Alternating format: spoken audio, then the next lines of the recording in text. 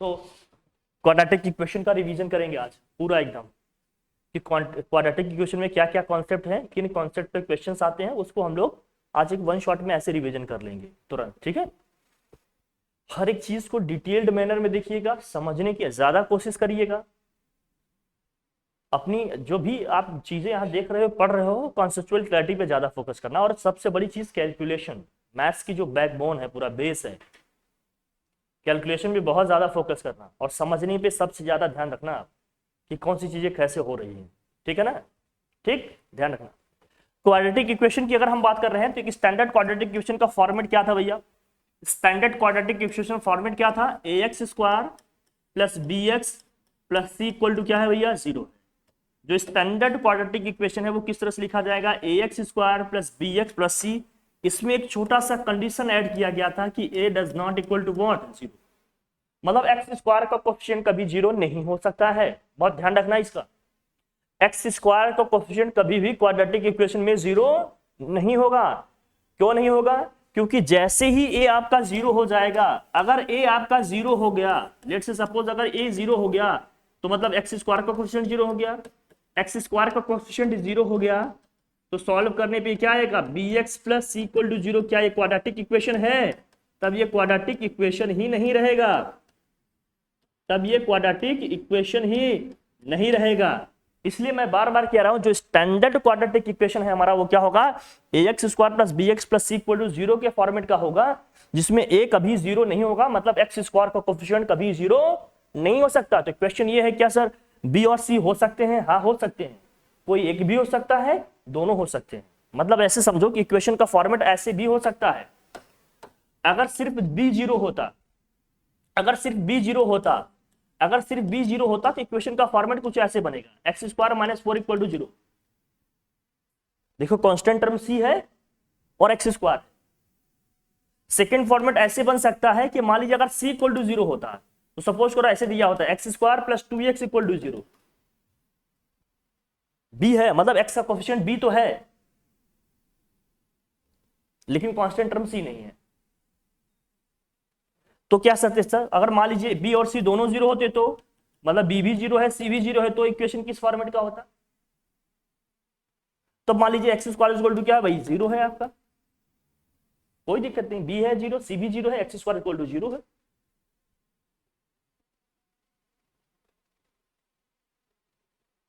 हालांकि इसमें एक तरह से c की वैल्यू 0 है, लेकिन फॉर्मेट ऐसे भी है। अब यहां x की वैल्यू क्या आएगी भाई? 0 ही आएगी। तो a क्या है अपना? एक्स स्क्वायर का कोफिशिएंट है, b क्या है? x का कोफिशिएंट है, और c क्या है? कांस्टेंट टर्म है, मतलब x से फ्री वाला जो टर्म है हमारा। तो जो स्टैंडर्ड क्वाड्रेटिक इक्वेशन है हमारा क्या है? ax square plus bx plus c equal to 0। इसमें a की वैल्यू 0 नहीं होनी चाहिए। a की वैल्यू 0 क्यों नहीं होनी चाहिए? क्योंकि जैसे ही a 0 हो गया मतलब एक्स स्क्वायर का कोफिशिएंट 0 हो गया। एक्स स्क्वायर के कोफिशिएंट की 0 होने का मतलब ये इक्वेशन हमारा क्वाड्रेटिक इक्वेशन ही नहीं रहेगा, एक लीनियर इक्वेशन में कन्वर्ट हो जाएगा। अब हम पढ़ रहे हैं क्वाड्रेटिक इक्वेशन, तो क्वाड्रेटिक इक्वेशन को क्वाड्रेटिक बने रहने के लिए जो वेरिएबल है उसकी हाईएस्ट पावर कितनी होनी चाहिए? 2 होनी चाहिए। डिग्री 2 होगी तभी तो कह पाएंगे क्वाड्रेटिक। तो क्वाड्रेटिक इक्वेशन क्या है ये समझ में आ गया? ए बी सी क्या है समझ में आ रहे हैं? ए क्या है? एक्स स्क्वायर का कोफिशिएंट है, बी क्या है? एक्स का कोफिशिएंट है, और सी क्या है हमारा? कांस्टेंट टर्म है। फिर स्टैंडर्ड क्वाड्रेटिक इक्वेशन से इक्वेशंस को कंपेयर भी करना आना चाहिए। सपोज करिए, मैं बार बार हर चीज बता रहा हूं ताकि आपसे कहीं कोई गलती ना हो। सपोज करिए इक्वेशन ऐसे दी है, कितने टाइप के क्वेश्चन हो सकते हैं या जो भी मिल रहे हैं ये देखो, एक एग्जांपल से मैं समझाने की कोशिश कर रहा हूं। अगर आपको क्वेश्चन में इनको कंपेयर करके स्टैंडर्ड क्वाड्रेटिक इक्वेशन कंपेयर करके ए बी सी की वैल्यू निकालनी है, मतलब एक्स स्क्वायर का कोफिशिएंट, एक्स का कोफिशिएंट और कांस्टेंट टर्म सी निकालना है, तो क्या ध्यान रखना है ये समझना, केवल और केवल साइन का ध्यान रखना है। जैसे मान लीजिए कहीं इक्वेशन दिया है, मान लीजिए टाइप 1 हम ले रहे हैं, एकदम ध्यान समझना। मान लीजिए दिया है x square plus 5x plus 6 equal to 0 दिया है, एक इक्वेशन दिया हमारा, एक इक्वेशन दिया है x square plus 5x plus 6 equal to 0 दिया है। इसको हम स्टैंडर्ड क्वाड्रेटिक इक्वेशन से कंपेयर कर रहे हैं। स्टैंडर्ड क्वाड्रेटिक इक्वेशन हमारा क्या है?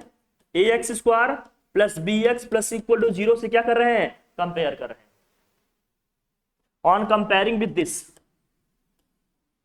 अगर इससे हम कंपेयर करेंगे तो क्या मिलेगा? हम ये देखें कि यहाँ एक्स स्क्वायर का कोफिशिएंट क्या है, जिसका कोई भी कोफिशिएंट नहीं लिखा है उसका कोफिशिएंट हमेशा क्या होता है, 1, क्योंकि 1 को हम क्या बोलते हैं, मल्टीप्लिकेटिव आइडेंटिटी बोलते हैं। बस समझने पे फोकस करिए आप, ये सारी चीजें क्लियर रहेंगी तो लिखने में आपको ज्यादा प्रॉब्लम नहीं आएगी, सारी चीजें लिख जाएंगे। क्वेश्चन अभी जब करेंगे तो प्रैक्टिस करिएगा मेरे साथ। यहाँ देखिए एक्स स्क्वायर का कोफिशिएंट क्या है, फिर यहाँ कुछ नहीं लिखा है तो यहाँ क्या होगा भाई, 1 होगा क्या। यहाँ एक्स स्क्वायर कोफिशिएंट क्या है, a, तो जब मैं इससे इसको कंपेयर कर रहा हूं तो यहाँ एक्स स्क्वायर का कोफिशिएंट a है, लेकिन ऊपर वाले इक्वेशन में एक्स स्क्वायर का कोफिशिएंट क्या है, 1 है, तो a की वैल्यू क्या आ जाएगी। फिर यहां देखिए x का कोफिशिएंट क्या है, b है, यहां पर x का कोफिशिएंट क्या है, 5 है, तो b की वैल्यू क्या आ जाएगी जरा बताना, 5। यहां कांस्टेंट टर्म c है, यहां पर देखिए कांस्टेंट टर्म क्या है हमारा, यहां पर कांस्टेंट टर्म क्या है, 6 है, तो c की वैल्यू क्या आ जाएगी, 6 आ जाएगी। इसमें कोई प्रॉब्लम नहीं, ये आसानी से हो जाएगा। टाइप 2 में जरा देखिएगा, ये समझ लीजिए, अगर मान लीजिए लिखा है इक्वेशन में 2x स्क्वायर माइनस के 5x प्लस 6 इक्वल टू 0 लिखा है, इक्वेशन लिखा है 2x स्क्वायर माइनस के 5x प्लस 6 इक्वल टू 0। अब आप जब इसे स्टैंडर्ड क्वाड्रेटिक इक्वेशन से कंपेयर करेंगे, स्टैंडर्ड क्वाड्रेटिक इक्वेशन क्या है भैया, ax square plus bx plus c equal to क्या है, 0 है। तो जरा देखना यहां पर एक्स स्क्वायर का कोफिशिएंट a है और यहां पर एक्स स्क्वायर का कोफिशिएंट क्या है भैया, 2 है, तो a की वैल्यू क्या आ जाएगी, 2 आ जाएगी। फिर यहां देखिए कांस्टेंट टर्म b है, मतलब ये जो x का कोफिशिएंट क्या है, b है, यहां पर x का कोफिशिएंट क्या है, 5 है, लेकिन जब साइन नेगेटिव होगा तो नेगेटिव साइन के साथ कोफिशिएंट को लिखना है। जब भी कोई नंबर माइनस साइन के साथ लिखा है, जिसे x का कोफिशिएंट है यहां पर 5, लेकिन 5 के पहले माइनस साइन लिखा है, तो माइनस साइन आपको मेंशन करना पड़ेगा, कंसीडर करना पड़ेगा। पॉजिटिव साइन है तो लिखने की जरूरत नहीं है, वो अंडरस्टूड है, जहां कोई साइन नहीं लिखा है वहां पॉजिटिव है, बट अगर नेगेटिव साइन आ गया तो नेगेटिव साइन आपको कंसीडर करना पड़ेगा, लिखना पड़ेगा। और यहां पर देखिए फिर से कांस्टेंट टर्म यहां पर क्या है, यहां पर क्या है, 6 है, तो c की वैल्यू क्या आ जाएगी भैया, 6 आ जाएगी। फिर ये समझिए अगर मैं टाइप 3 की बात करूं तो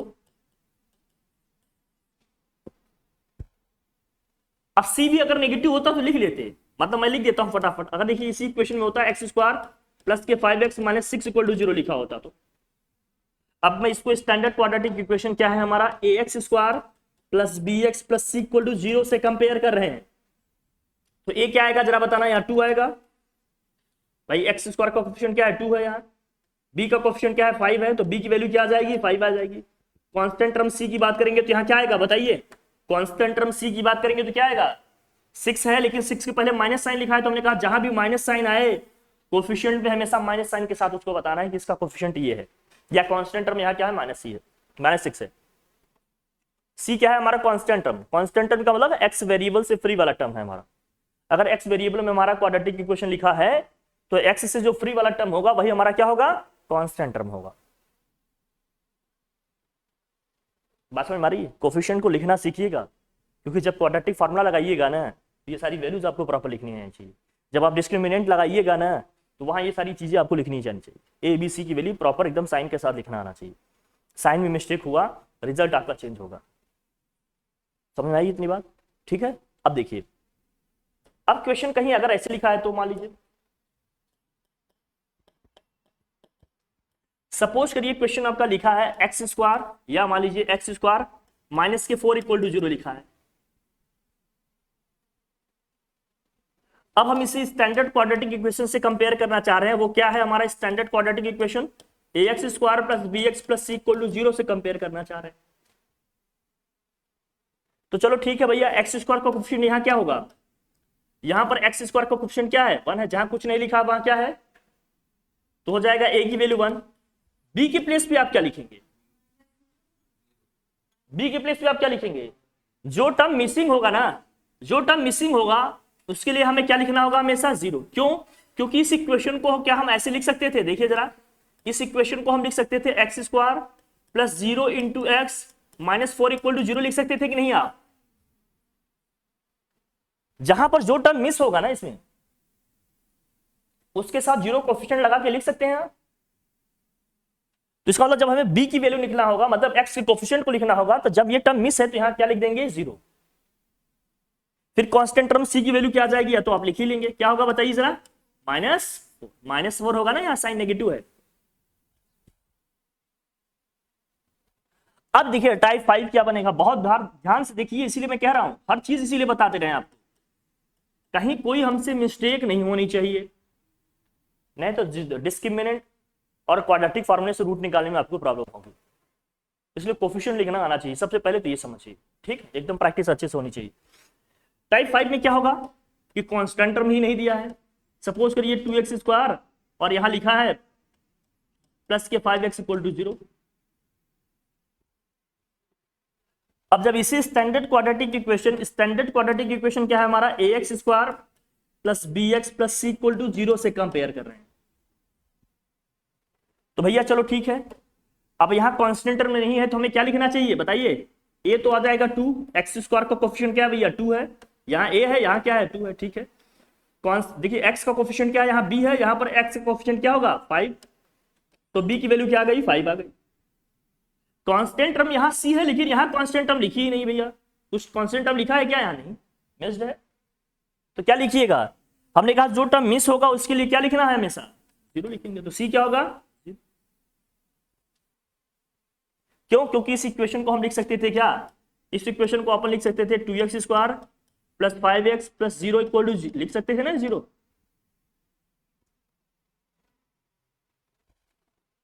तो जो भी टर्म मिस होगा उसकी वैल्यू हमें क्या लिख लेनी है, यहाँ पर कांस्टेंट टर्म मिस है तो कांस्टेंट टर्म क्या हो जाएगा 0, c क्या हो जाएगा 0, x वाला टर्म मिस है तो b क्या हो जाएगा, मतलब x का कोफिशिएंट क्या हो जाएगा 0। लेकिन x² का कोफिशिएंट मिस नहीं होगा, या तो 1 होगा या तो 1 के अलावा कुछ होगा, 0 नहीं होगा, क्योंकि x² का कोफिशिएंट अगर 0 हो गया तो ये क्वाड्रेटिक इक्वेशन ही नहीं रहेगा। ये बात समझ में आ गई क्या, कोफिशिएंट की वैल्यू कैसे लिखनी है समझ में आ गई, कोई डाउट कोई कंफ्यूजन हो तो बता दो मुझे, ये नहीं है ना, क्लियर है ये बात, चले आगे बढ़े हम लोग, डन, ठीक। अब क्वाड्रेटिक इक्वेशन के जो, हाँ नेचर ऑफ रूट्स की बात करेंगे, क्वाड्रेटिक इक्वेशन जो हमने लिखा अभी, ठीक है, इसको हो गया है, क्वाड्रेटिक इक्वेशन की डिग्री क्या होती है भैया 2 होती है। क्वाड्रेटिक इक्वेशन जो हमने लिखा अभी, क्या लिखा भाई, जो हमने क्वाड्रेटिक इक्वेशन लिखा, बहुत ध्यान समझना, क्वाड्रेटिक इक्वेशन आपने जो लिखा वो क्या है, ax² + bx + c = क्या होता है 0, ax² + bx + c = क्या होता है भैया 0, जिसमें a की वैल्यू कभी 0 नहीं होगी, मतलब x² का कोफिशिएंट कभी 0 नहीं होगा। तो इस क्वाड्रेटिक इक्वेशन की डिग्री क्या है 2 है, ये सब आप जानते हैं। डिग्री का मतलब हाईएस्ट पावर, डिग्री इसकी क्या है भैया, डिग्री का मतलब एक्सप्रेशन की जो हाईएस्ट पावर है, हाईएस्ट पावर क्या है इसकी जरा बताना, हाईएस्ट पावर इसकी क्या है 2 है। डिग्री हाई वेरिएबल जो x है यहां पर, इसकी मैक्सिमम पावर क्या है, यहां पर हाईएस्ट पावर क्या है 2 ही तो है, यहां पर देखिए ना, यहाँ 2 है, यहाँ तो 1 ही है, यहाँ कुछ नहीं है तो 0 होगा पावर, x की पावर 0 है। तो जो हाईएस्ट पावर होती है एक्सप्रेशन की वही उसकी क्या होती है भाई, डिग्री होती है, इसकी डिग्री क्या हो गई 2। फिर डिग्री के 2 होने के क्या मायने हैं, मैंने ये बताया, बताइए डिग्री के 2 होने के क्या मायने हैं, किसके 2 क्या मिलेंगे 2 फैक्टर्स। अगर मैं इसको फैक्टराइज करूंगा मतलब इसको, इस क्वाड्रेटिक इक्वेशन को अगर हम फैक्टराइज करेंगे तो इसके कितने फैक्टर्स बनेंगे, 2 फैक्टर्स बनेंगे। कैसे फैक्टर्स की मैं बात कर रहा हूं, कि जैसे मान लो इक्वेशन होता है आपका x² + 5x + 6 = 0 लिखा होता है इक्वेशन, तो इसको मैं फैक्टराइज करूंगा तो यहां क्या क्या बनता है भैया, एक ब्रैकेट में आएगा x + 2, सेकंड ब्रैकेट में आएगा x + 3 = क्या आ जाएगा 0 आ जाएगा। तो इसके 2 फैक्टर बने, एक फैक्टर ये बना, एक फैक्टर ये बना। तो मतलब क्वाड्रेटिक इक्वेशन को अगर मैं फैक्टराइज करूंगा तो क्या होगा, इसके 2 फैक्टर बनेंगे। अगर ये क्यूबिक एक्सप्रेशन होता है, इक्वेशन होता तो कितने फैक्टर बनते 3, डिग्री 4 होती तो कितने फैक्टर बनते 4, ये दिमाग में रखना, ठीक है। एक तो मतलब ये है डिग्री 2 होने का मतलब, दूसरा क्या है डिग्री 2 होने का और क्या मतलब है बताओ, इसके 2 सॉल्यूशंस निकलेंगे। कितने सॉल्यूशन निकलेंगे 2 सॉल्यूशन, मतलब x की 2 वैल्यूज आएंगी इस इक्वेशन के। अगर हम सॉल्व करते हैं तो यहां पर x की कितनी वैल्यू आएंगी 2, मतलब अगर इसको सॉल्व करूंगा तो x की वैल्यू -2 भी आएगी, -3 भी आएगी। भाई x + 2 को 0 के इक्वल करेंगे तो -2 आएगा, x + 3 को 0 के इक्वल करेंगे तो क्या आएगा -3 आएगा। ऐसे समझते हैं ना आप, x + 2 = आप 0 करोगे, सेकेंड टाइम आप क्या करेंगे x प्लस 3 इक्वल टू 0। क्यों करेंगे? क्योंकि दो नंबर का प्रोडक्ट इक्वल टू में 0 है, तो या तो ये वाला नंबर 0 है, या तो ये 0 है, या तो दोनों 0 है। तो दोनों को अलग अलग 0 का इक्वल लिखते हैं हम, x प्लस 2 इक्वल टू 0 और x प्लस 3 इक्वल टू 0। यहां से अगर हमें निकालना है x की वैल्यू, तो 2 को हम ट्रांसफर करेंगे, 2 ट्रांसफर करेंगे, 2 राइट साइड में जाएगा तो क्या हो जाएगा -2। फिर यहां से अगर x की वैल्यू निकालनी है तो 3 को ट्रांसफर करेंगे आप, तो यहां से x की वैल्यू निकल के क्या आ जाएगी भैया माइनस के, तो 2 वैल्यू आ गई। और क्या है इसका मतलब, इसके 2 क्या निकलेंगे, जीरोस निकलेंगे भाई, वही सोल्यूशन इसका, या 2 रूट्स निकलेंगे, 2 रूट्स निकलेंगे, या 2 इसके क्या निकलेंगे, जीरोस निकलेंगे, 2 जीरोस निकलेंगे, या 2 इसके क्या निकलेंगे, रूट्स निकलेंगे। ये भी ध्यान में रखना, क्वेश्चन आएंगे इस पे, इसके 2 जीरोस निकलेंगे या 2 रूट्स निकलेंगे। और क्या होगा ये, अगर हम ग्राफ ड्रॉ करेंगे तो एक्स एक्सिस को कितनी बार इंटरसेक्ट करेगा भाई, 2 बार इंटरसेक्ट करेगा। कितनी बार इंटरसेक्ट करेगा, इंटरसेक्ट है ना, इंटरसेक्ट एक्स एक्सिस 2 टाइम्स, या केवल टच करेगा, और टचेस एट ए पॉइंट। अब ये होता है कि कब टच करेगा, कब इंटरसेक्ट करेगा,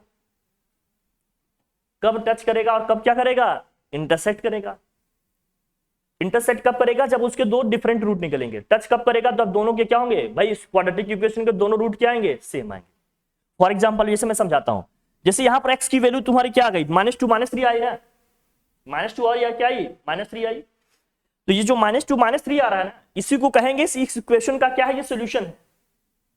या हम यही कहेंगे कि इस इक्वेशन के क्या है, जीरोस हैं, या क्या है इसके रूट्स हैं। क्या है इसके रूट्स और जीरोस, -2 और -3। फिर जो लास्ट वाला सेंटेंस में लिख रहा हूं, इसको मैं एक्सप्लेन करता हूं आपको। ये चीज, इसके क्या मतलब कि एक्स एक्सिस को 2 बार इंटरसेक्ट करेगा या क्या करेगा, एक पॉइंट पे टच करेगा, इसको समझते हैं। इसका ये मतलब है कि जैसे मान लीजिए आपने ये जो इक्वेशन अभी लिखा था, फॉर एग्जांपल जो इक्वेशन आपने लिखा था x² + 5x + 6 = 0, जब आपने इसको फैक्टराइज किया तो एक फैक्टर इसका बन गया x + 2, दूसरा फैक्टर क्या बन गया इसका x + 3 = 0। दोनों को अलग अलग आपने 0 के इक्वल किया, क्योंकि दो नंबर का प्रोडक्ट इक्वल टू में 0 है, तो या तो a 0 है या ये 0 है या दोनों 0 है। तो यहां से x की वैल्यू क्या आ गई भाई, -2, और यहां से x की वैल्यू क्या आ गई भाई, -3 आ गई। 2 डिफरेंट रूट आ रहे हैं। तो इस इक्वेशन का जो ग्राफ होगा ना, इस इक्वेशन का ग्राफ ऐसे होगा। ये ग्राफ कहां से जाएगा, -2 से जाएगा, और कहां से जाएगा, -3 से। जहां पर x की वैल्यू -2 होगी, और जहां पर क्या होगी भैया, सॉरी -3, और क्या होगा, -2, वहां से जाएगा ग्राफ। तो देखो x एक्सिस को कितनी बार इंटरसेक्ट कर रहा है, ये 2 बार इंटरसेक्ट कर रहा है।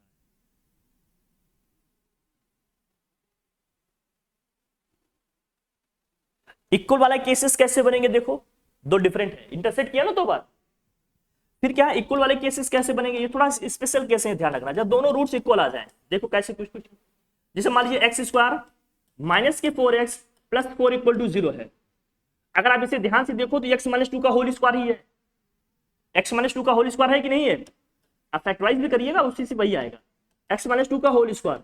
x -2 के होल स्क्वायर होने का मतलब क्या है, x -2 2 बार आएगा भैया।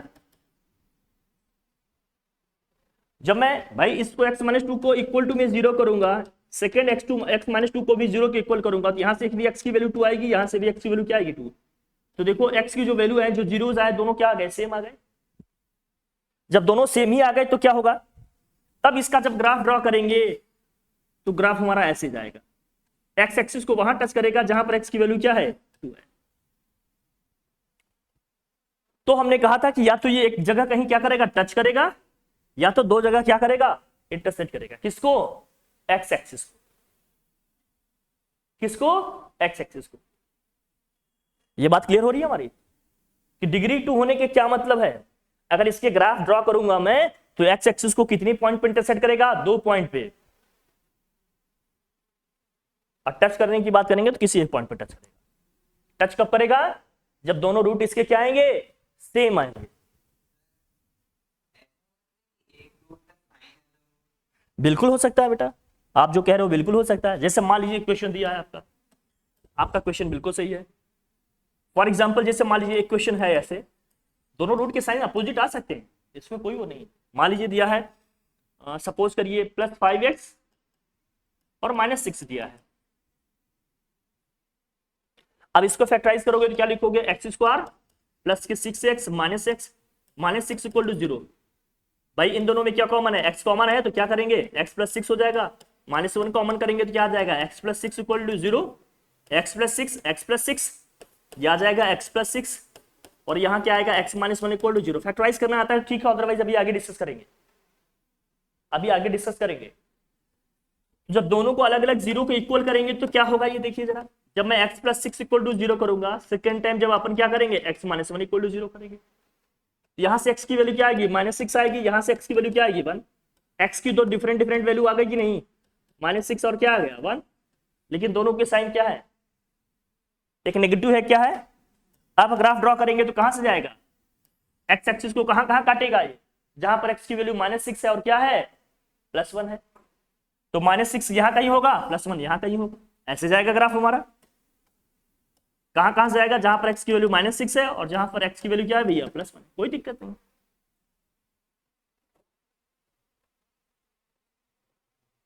दोनों रूट्स के साइन सेम भी हो सकते हैं भाई, अपोजिट भी हो सकता है, एक पॉजिटिव है कि नेगेटिव हो, तो ऐसे जाएगा। नो मैटर क्या है साइन, भाई दोनों पॉजिटिव है तो दोनों को हम y एक्सिस के राइट मिलेंगे, दोनों नेगेटिव है तो y एक्सिस के लेफ्ट मिलेंगे, एक नेगेटिव एक पॉजिटिव है तो जो नेगेटिव है उसको लेफ्ट मिलेंगे, जो पॉजिटिव है उसको राइट मिलेंगे। इंटरसेक्ट अभी भी दो ही पॉइंट पे करेगा, और दोनों अगर सेम आते तो केवल टच करके जाता। तो डिग्री के 2 होने के क्या मायने हैं, समझ में आया। क्वाड्रेटिक इक्वेशन का मतलब समझ में आया कि नहीं, पहले बताओ। इतना था केवल क्वाड्रेटिक इक्वेशन को समझना कि इसके क्या मायने हैं, क्या मतलब है, ठीक है। कोफिशिएंट को लिखना आ गया, कब पॉजिटिव साइन लिखना है कब नेगेटिव साइन लिखना है, कोई प्रॉब्लम नहीं है ना। चले आगे बढ़े, बढ़िया। अब आता है नेचर ऑफ रूट्स की बात करते हैं। जब हम नेचर ऑफ रूट्स की बात करते हैं तो इसके लिए हमारे पास एक पैरामीटर है, क्या है पैरामीटर बताओ, डिस्क्रिमिनेंट। क्या है, डिस्कस किए इसको। डिस्क्रिमिनेंट क्या होता है बताइए जरा, डिस्क्रिमिनेंट का मतलब क्या है, इसको डी से रिप्रेजेंट करते हैं आप, कैपिटल डी इक्वल टू क्या होता है, b² माइनस के, b² माइनस के क्या होता है 4ac। डिस्क्रिमिनेंट क्या है, एक हमारा पैरामीटर है जो क्या बताता है, नेचर ऑफ रूट्स के बारे में बताता है। टेल्स अबाउट व्हाट,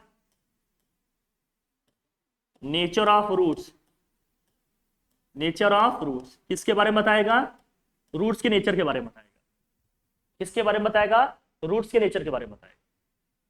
अब एबीसी क्या समझ में आ रहा है ना, एबीसी क्या है जरा बताओ, एबीसी क्या है आपके। अगर हमारा क्वाड्रेटिक इक्वेशन है ax² + bx + c = 0, तो आप समझ रहे हैं ना एबीसी क्या है। ए क्या है, x² का कोफिशिएंट है, b क्या है x का कोफिशिएंट है, और c क्या है कांस्टेंट टर्म है। तो जो हमारा डिस्क्रिमिनेंट है वो क्या करता है, रूट्स के नेचर के बारे में बताएगा। रूट्स के नेचर के बारे में बताने का मतलब बताएगा रूट्स रियल है, इक्वल है, अनइक्वल है या रियल नहीं है। वो कैसे बताएगा, इसकी कुछ वैल्यूज बताएंगी, डी की कुछ वैल्यूज जो आएंगी वो हमें बताएंगी, सिग्निफाइज करेंगी कि ये क्या है भैया, रियल नंबर को बता रहा है या इमेजिनरी नंबर को बता रहा है, इक्वल रूट्स को बता रहा है या अनइक्वल रूट्स को बता रहा है, ठीक है ना। ये इसके 3 पॉसिबल वैल्यूज है, वो वैल्यूज कौन कौन सी है ध्यान में रखना भैया।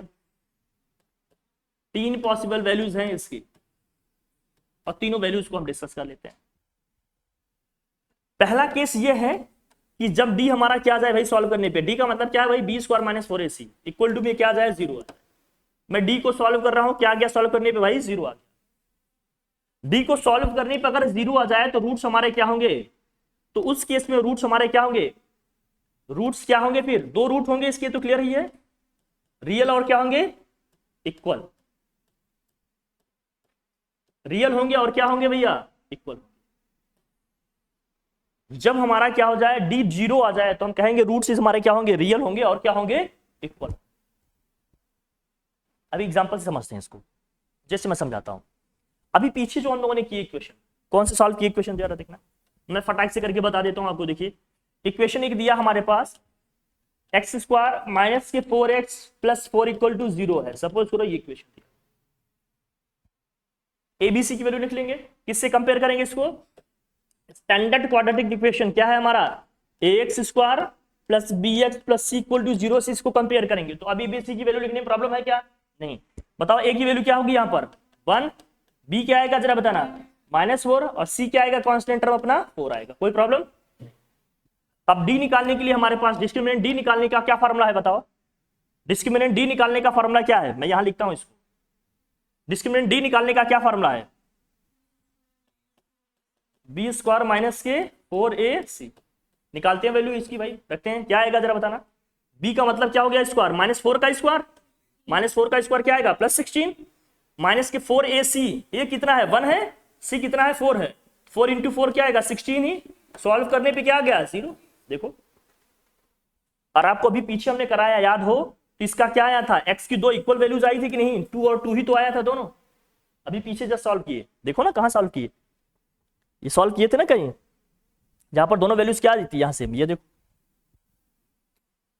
अभी इसको सॉल्व किए थे, दोनों रूट्स इक्वल आए थे कि नहीं? आए थे इक्वल। तो ये वाला है, जब d हमारा 0 हो जाए तो रूट्स हमारे क्या होंगे? जब d हमारा 0 हो जाएगा तो रूट्स हमारे क्या होंगे? रियल होंगे और क्या होंगे? इक्वल। फिर सेकेंड केस आता है, जब d हमारा क्या होगा? जब d हमारा क्या होगा भाई? ग्रेटर देन 0 होगा। जब d अपना क्या होगा? ग्रेटर देन 0 होगा। तब इस केस में रूट्स हमारे क्या होंगे? तब इस केस में रूट्स हमारे क्या होंगे भैया? रियल एंड अनइक्वल होंगे। अनइक्वल का मतलब ये कहीं लिखा रहता है डिस्टिंक्ट। ये क्या होंगे भैया? डिस्टिंक्ट होंगे। रूट्स हमारे रियल एंड क्या होंगे? डिस्टिंक्ट होंगे। ठीक है, अब इसका कोई एग्जांपल बता दो जो अभी हम लोगों ने लिखा था पीछे। फॉर एग्जाम्पल, जैसे हमारे पास इक्वेशन है एक्स स्क्वायर प्लस के 5x minus 6 equal to 0।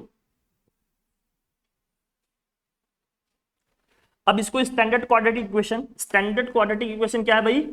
ax square plus bx plus c equal to 0 से कंपेयर कर रहे हैं। अभी abc लिखने में प्रॉब्लम आएगी क्या? नहीं।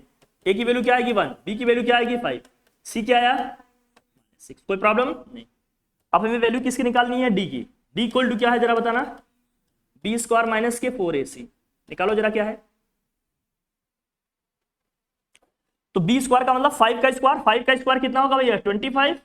माइनस होता है बीच में, -4ac। ए और सी को इंटू करो तो -6 इंटू 1 करेंगे तो -6 आएगा। फिर -4 से मल्टीप्लाई भी करना है तो माइनस माइनस प्लस हो जाएगा।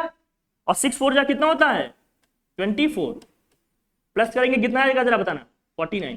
क्या ये 0 से बड़ा है? मतलब पॉजिटिव है भाई। ग्रेटर देन 0 होने का मतलब क्या है? पॉजिटिव। मतलब जो भी वैल्यू आ रही है वो क्या है? पॉजिटिव आ रही है। पॉजिटिव है कि नहीं? और आपको पीछे अभी हमने कराया, ध्यान हो, देखो इस इक्वेशन को जब मैंने फैक्टराइज किया था तो क्या आया था फैक्टर हमारा? x प्लस 6 और x माइनस 1 इक्वल टू क्या आया था? 0। यहां से x की वैल्यू क्या आ गई थी? -6 और क्या आ गया था? देखो दोनों रूट से क्या है भाई? रियल है लेकिन अनइक्वल है। डिफरेंट है कि नहीं? डिफरेंट है।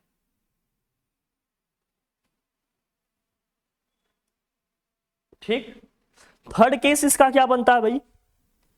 थर्ड ये है कि जब d हमारा क्या हो? Less than 0। लेस देन 0 होने का मतलब नेगेटिव होना। लेस देन 0 होने का मतलब क्या है? नेगेटिव। तब इस केस में रूट्स हमारे क्या होते हैं? ये रूट्स हमें निकालने नहीं होते, लिखे जाना। तब रूट्स हमारे क्या होंगे इस केस में? बताओ भाई। नो रियल रूट्स, या इसी को क्या कहते हैं? Imaginary roots.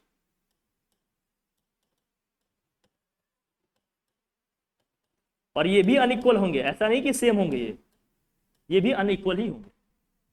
मतलब ये रियल नंबर में नहीं आएंगे, अब ये कॉम्प्लेक्स नंबर में जाएंगे जो अपने सिलेबस का पार्ट नहीं है। तो वो रूट्स हमें नहीं निकालने होते, वहां सिर्फ नेचर देखना होता है कि क्या आ रहा है इसका नेचर। ठीक है, बात समझ में आ गई क्या? बोल भाई। ठीक है डन। अब इसका कोई केस ले लेते हैं। सपोज करो कि एग्जांपल लेते हैं हम लोग। देखो जैसे मान लीजिए एक है ऐसे, एक एग्जांपल के लिए इसको समझते हैं। मान लीजिए एक्स स्क्वायर प्लस के एक्स प्लस 1 इक्वल टू 0 लिखा है। X square plus x plus 1 equal to 0। अब इसे हम अगर standard quadratic equation, standard quadratic equation अपना क्या है जरा बताना, स्टैंडर्ड क्वाड्रेटिक इक्वेशन क्या है, ax square plus B x plus C equal to 0 से क्या कर रहे हैं, कंपेयर कर रहे हैं। अब इस चीज को कंपेयर करें तो a की वैल्यू क्या आ गई जरा बताना, a की वैल्यू क्या आ जाएगी जरा बताना, a क्या है भाई 1 है, यहाँ b क्या है 1 और c भी क्या है, डिस्क्रिमिनेंट d निकालेंगे वो क्या होता है b स्क्वायर माइनस के 4ac, b स्क्वायर मतलब 1 का स्क्वायर 1 ही होगा, 4a इंटू सी भाई 1 ही आएगा, -4 सॉल्व करेंगे कितना आएगा -3 लेस देन 0 है कि नहीं। इसके रूट्स क्या होंगे, कोई रियल रूट नहीं होंगे, इमेजिनरी रूट्स निकलेंगे इसके, और वो भी क्या होंगे अनइक्वल। तो नेचर ऑफ रूट्स हम लोग किससे निकालेंगे, डिस्क्रिमिनेंट डी से निकालेंगे, किससे निकालेंगे, डिस्क्रिमिनेंट डी से निकालेंगे, और डी का मतलब क्या होता है बी स्क्वायर माइनस के 4ac होता है। और इसकी तीन वैल्यूज या तीन तरह से इसकी जो वैल्यूज आएंगे उसको देखकर हम डिसाइड करेंगे कि रूट्स के नेचर क्या है। पहला क्या है कि जब d इक्वल टू 0 आ जाएगा, d को सॉल्व करें 0 आ जाए, सॉल्व करने पे a b c की वैल्यू निकाल के रखें, इसको सॉल्व करें 0 आ जाए, तब उस केस में रूट्स हमारे क्या होंगे, रियल और क्या होंगे इक्वल होंगे। दूसरा ये है कि d को सॉल्व करें, कोई पॉजिटिव नंबर आ रहा है, 3 आ रहा है, 5 आ रहा है, 10 11 15 20 कुछ भी पॉजिटिव नंबर आ रहा है, तो क्या हो जाएगा भैया, रूट्स हमारे रियल होंगे, डिस्टिंक्ट होंगे, मतलब अनइक्वल होंगे, डिफरेंट होंगे। तो हमने एग्जांपल से समझा। थर्ड केस क्या है, जब d हमारा लेस देन 0 आ जाए, मतलब नेगेटिव आ जाए, जब नेगेटिव आ जाएगा तो रूट्स हमारे क्या होंगे, कोई रियल रूट नहीं होगा, इमेजिनरी रूट्स होंगे, और वो भी क्या होंगे अनइक्वल होंगे, उसके भी एग्जांपल हमने डिस्कस किया। कई बार क्वेश्चंस में ना केवल कहेगा कि रूट्स आर रियल, ओनली बोलेगा रूट्स आर रियल, तो हम ये देखेंगे रूट्स हमें रियल कब कब मिल रहे हैं, दो केसेस में मिल रहे हैं। कब, जब d हमारा क्या है 0 है, और सेकेंड जब d हमारा क्या है पॉजिटिव है, मतलब ग्रेटर देन क्या है 0। तो जब बोलेगा ओनली रूट्स आर रियल, जब बोलेगा क्वेश्चन में आपसे कि रूट्स आर व्हाट रियल, ये इंपॉर्टेंट है, इसको ध्यान में रखना। क्वेश्चन में अगर आपसे बोला जाए कि roots are real, roots are what real, तब आपको कौन सी कंडीशन लेकर चलनी है, तो इस केस में आप दोनों को कंबाइन करिएगा। रूट्स हमें रियल कब कब मिल रहे थे, जब d हमारा 0 था, और सेकेंड हमारा क्या था भाई d जब ग्रेटर देन क्या था। अब इन्हीं दोनों को हम कंबाइंड करेंगे तो d is greater than equal to क्या हो जाएगा 0। जब कहेगा रूट्स आर रियल ना, तो ये कंडीशन लेकर चलना है, ग्रेटर देन का भी लेकर चलना है और इक्वल टू का भी लेकर चलना है, क्योंकि इन्हीं दोनों केसेस में हमें रियल रूट्स मिल रहे थे। जब ओनली रियल रूट्स की बात होगी तो इन दोनों कंडीशंस को लेकर चलना है। बात समझ में आ गई अपनी, ठीक है, कोई डाउट कोई कंफ्यूजन नहीं है ना, चलिए बढ़िया है, देख लीजिए एक्स को, चलिए बढ़िया। तो यहां तक सारी चीजें समझ में आ गई अपने को, ठीक है भाई, चले आगे बढ़े। ठीक, फिर हमने पढ़ने हैं क्या, solving quadratic equation by factorisation. Factorise कैसे, फैक्टराइज करके कैसे क्वाड्रेटिक इक्वेशन को सॉल्व करना है ये देखेंगे, ठीक है, फैक्टराइज करेंगे और कैसे सॉल्व करेंगे। देखिए सबसे पहले तो दो तीन चीजें आप अपने माइंड में पहले सेट करिए। देखो दो पॉजिटिव नंबर का प्रोडक्ट हमेशा क्या आता है भैया, पॉजिटिव आता है। एक नेगेटिव एक पॉजिटिव नंबर का प्रोडक्ट हमेशा क्या आएगा, नेगेटिव आएगा। दो नेगेटिव नंबर का प्रोडक्ट हमेशा क्या आएगा, पॉजिटिव आएगा। इसमें कोई प्रॉब्लम है किसी को, ये तीनों चीजें आप जानते हैं बढ़िया। क्या, दो पॉजिटिव नंबर का प्रोडक्ट हमेशा रिजल्ट में क्या देगा भैया, पॉजिटिव नंबर देगा। एक नेगेटिव एक पॉजिटिव नंबर का प्रोडक्ट हमेशा क्या आएगा, नेगेटिव नंबर आएगा। दो नेगेटिव नंबर का प्रोडक्ट हमेशा क्या आएगा, पॉजिटिव आएगा। ठीक, ये ध्यान रखना। अब इसमें देखिए फैक्टराइजेशन से जब हम सॉल्व करेंगे तो क्वाड्रेटिक इक्वेशन हमने बताया आपको कितने फैक्टर बनेंगे, दो फैक्टर बनेंगे, तो दो सॉल्यूशन निकलेंगे इसके। दो सॉल्यूशन होगा मतलब दो जीरोस या दो रूट्स निकलेंगे, तभी तो दो फैक्टर बनेंगे इसके, बात समझना। तो इसमें देखिए तीन चार केसेस बनेंगे, उनको देखें एक एक करके डिस्कस करेंगे। जो हमारा स्टैंडर्ड क्वाड्रेटिक इक्वेशन है क्या है भैया, ax square plus bx plus c equal to 0 है, जिसमें a कभी 0 नहीं है, ये ध्यान रखना। पहला केस वन को समझिए। केस फर्स्ट हमारा क्या कहता है कि अगर b और c दोनों पॉजिटिव, हमारा b भी पॉजिटिव है, ग्रेटर देन 0 होने का मतलब क्या है भाई, पॉजिटिव, एंड c भी पॉजिटिव है, ग्रेटर देन जीरो होने का मतलब क्या होता है? पॉजिटिव। लेस देन जीरो होने का मतलब क्या होता है? नेगेटिव। बी का मतलब एक्स का कोफिशिएंट भी पॉजिटिव है, कांस्टेंट टर्म सी भी हमारा क्या है? पॉजिटिव है। ये इक्वेशन कैसे हो सकते हैं? इनको दो तरीके से समझना। टाइप वन, इसमें टाइप वन समझना भाई। जब ए इक्वल टू क्या हो भाई? वन हो, मतलब एक्स स्क्वायर का कोफिशिएंट क्या हो? क्वेश्चन कैसे है इसमें ये देखना। ये टाइप वन है अपना। जैसे इक्वेशन दिया हमारा x square plus 5x plus 6 equal to 0 दिया।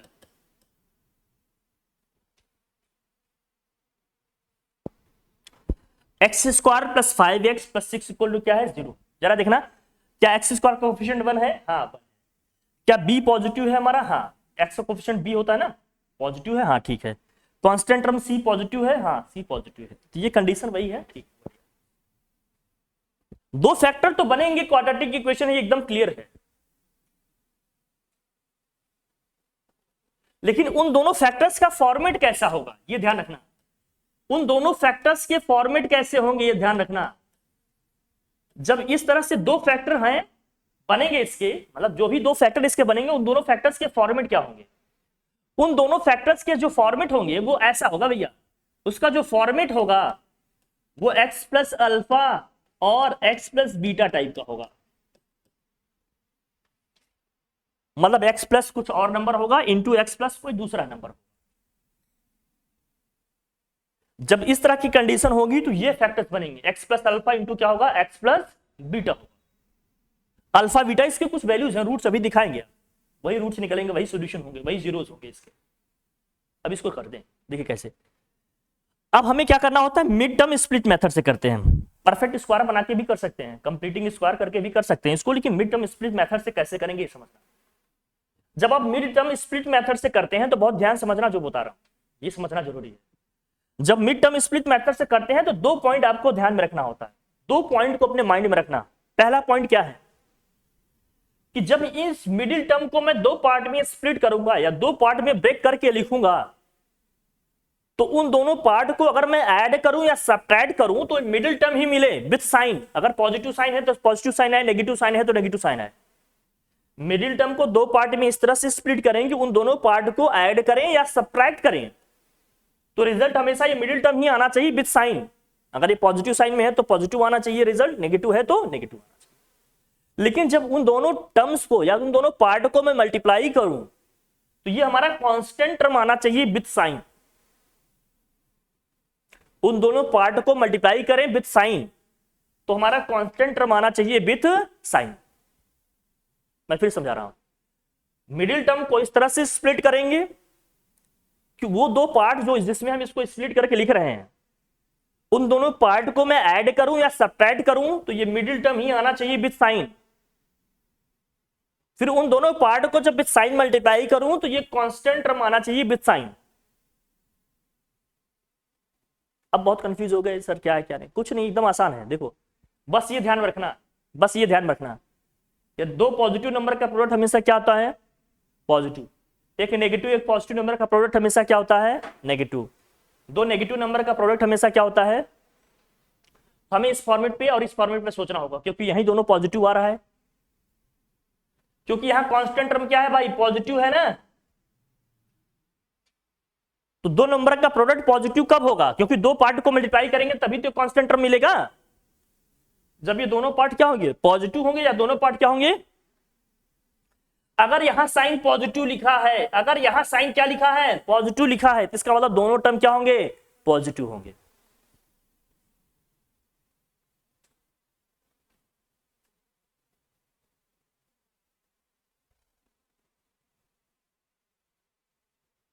मेरी बात समझ गए? इसका मतलब मैं ये बताना चाह रहा हूं आपको कि अगर हमारा C पॉजिटिव है, मतलब कांस्टेंट टर्म C अगर हमारा पॉजिटिव है, तो इसके दो भाई वो बन सकते हैं, या तो B हमारा क्या होगा? पॉजिटिव होगा, या तो B हमारा क्या होगा? नेगेटिव होगा। C पॉजिटिव है, B हमारा पॉजिटिव भी हो सकता है, नेगेटिव भी हो सकता है। लेकिन अगर B हमारा पॉजिटिव है तो इसका मतलब दोनों टर्म हमारे क्या होंगे? पॉजिटिव होंगे। और B अगर हमारा नेगेटिव है तो दोनों टर्म हमारे क्या होंगे भाई? नेगेटिव होंगे। अगर बी पॉजिटिव है तो दोनों टर्म क्या होंगे, पॉजिटिव होंगे। अगर बी नेगेटिव है तो दोनों टर्म हमारे क्या होंगे, नेगेटिव होंगे। क्योंकि दो पॉजिटिव नंबर का मल्टीप्लाई करेंगे, प्रोडक्ट करेंगे, तभी क्या होगा, पॉजिटिव नंबर आएगा। दो नेगेटिव नंबर को मल्टीप्लाई करेंगे तभी क्या आएगा, पॉजिटिव नंबर। दो पॉजिटिव नंबर को मल्टीप्लाई करेंगे तब भी रिजल्ट पॉजिटिव आएगा, दो नेगेटिव नंबर को मल्टीप्लाई करेंगे तब भी रिजल्ट क्या आएगा, पॉजिटिव आएगा। तो अगर यहां बी पॉजिटिव है इसका मतलब दोनों पार्ट हमारे क्या होंगे, पॉजिटिव होंगे। तो 5 को दो पार्ट में ऐसे ब्रेक करो कि दोनों पार्ट को ऐड करें तो 5 आए, मल्टीप्लाई करें तो 6 आए। अब 5 को आप 4+1 भी लिख सकते हो, 4+1 तो 5 हो जाएगा, लेकिन 4 × 1 करेंगे तो क्या आएगा, वो 4 आ जाएगा। तो क्या लिखिएगा, 5 को 2+3 लिखेंगे।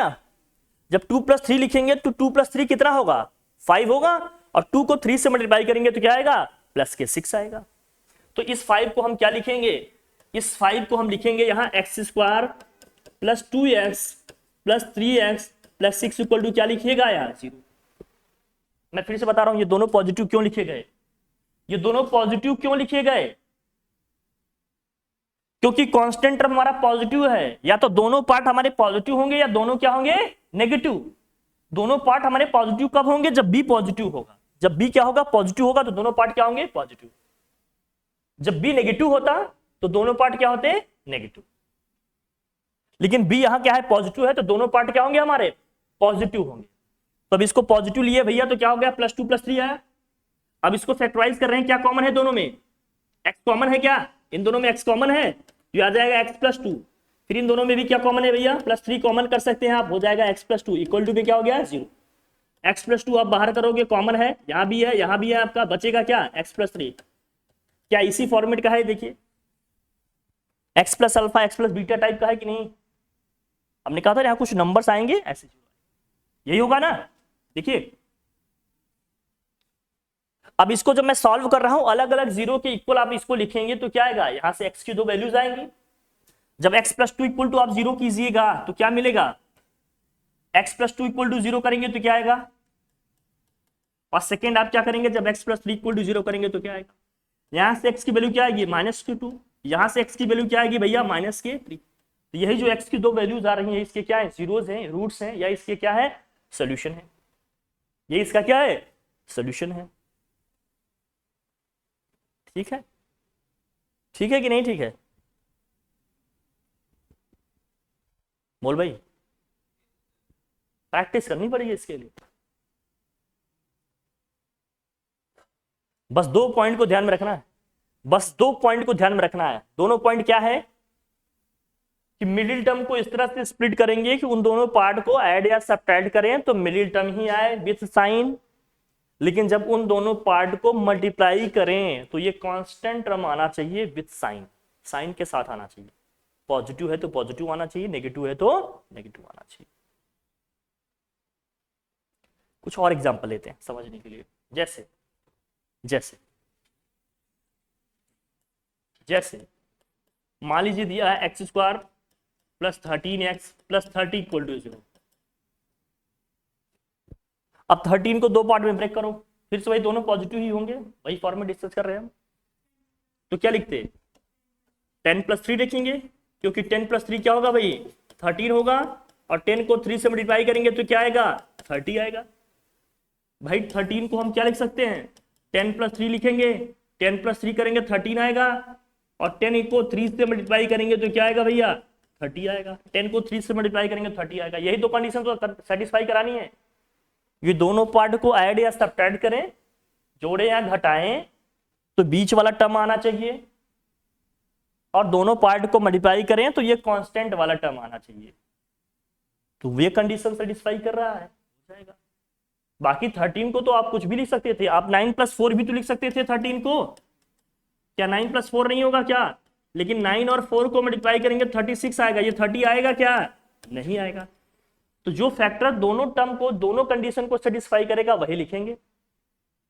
इस तरह से स्प्लिट कर रहा है कि दोनों पार्ट को जोड़े या घटाएं तो बीच वाला जो मिडिल टर्म है वही आना चाहिए, और उन दोनों पार्ट को मल्टीप्लाई करें तो कांस्टेंट टर्म आना चाहिए। कांस्टेंट टर्म यहाँ क्या है, +30 है, 30 जहां आएगा वही दोनों पार्ट।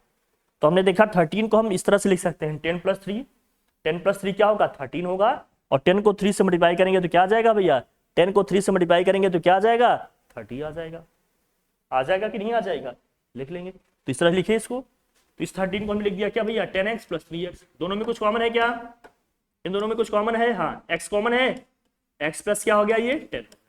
इन दोनों में क्या कॉमन है भाई 3 कॉमन है, 3 कॉमन कर लो क्या आ जाएगा x प्लस 10, ये हो गया 10 इक्वल टू 0। तो आ जाएगा ये x प्लस 10, सेकेंड ब्रैकेट में क्या आ जाएगा x प्लस 3 इक्वल टू में क्या हो गया 0। अब दोनों को अलग अलग 0 के इक्वल करेंगे, तो x प्लस 10 इक्वल टू क्या आ जाएगा 0 और x प्लस 3 इक्वल टू क्या आ जाएगा भैया 0। तो यहाँ से x की वैल्यू क्या आ जाएगी माइनस के 10, तो यहाँ से x की वैल्यू क्या आ जाएगी भैया माइनस के 3। कोई प्रॉब्लम नहीं, समझ गए। टाइप 2 में क्या है, इसी केस 1 में टाइप 2 क्या होगा, टाइप 2 इसका कैसे होगा भैया, जब एक्स स्क्वायर को कोई कोफिशिएंट दिया हो, मतलब a does not equal to 1, a की वैल्यू 1 या नहीं है। मान लीजिए अगर यही सेम क्वेश्चन ऐसे होता 2x स्क्वायर प्लस के 5x प्लस 3 इक्वल टू 0 दिया होता। अब एक्स स्क्वायर को कोफिशिएंट 1 नहीं है 2 है, अब इस केस में कैसे करते, इस केस में हमें क्या करना होता है कि एक स्टेप और ऐड करना पड़ेगा। वो ऐड क्या करना पड़ेगा कि इस कांस्टेंट टर्म को पहले किससे मल्टीप्लाई कर लेंगे एक्स स्क्वायर को कोफिशिएंट से। ये कांस्टेंट टर्म हमारा 3 है, 3 को जब मैं एक्स स्क्वायर को कोफिशिएंट से मल्टीप्लाई करूंगा तो क्या आएगा 6 आएगा।